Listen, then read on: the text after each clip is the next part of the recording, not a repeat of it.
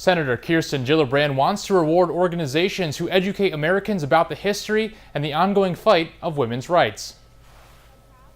A new piece of legislation that will help us commemorate the 100th anniversary, and it will allow for funding for institutions like this to help create curriculum and educational outreach so we can celebrate the 19th Amendment's 100-year anniversary effectively and make sure our schools have all the resources they need. The Women's Suffrage Centennial Commission Act is meant to further educate Americans on the history and importance of women's suffrage.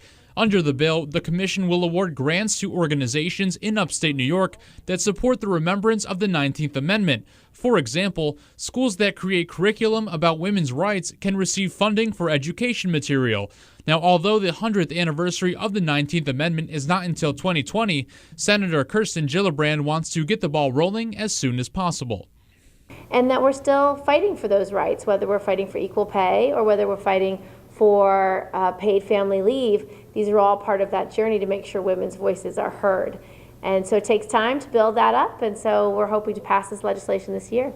During Senator Gillibrand's visit to the Historic Center in Tompkins County, guest speakers talked about history of the 19th Amendment. One speaker was Karen Pastorello, a history professor at Tompkins Cortland Community College. She says this bill has special significance in upstate New York, as Seneca Falls is the birthplace of the women's rights movement.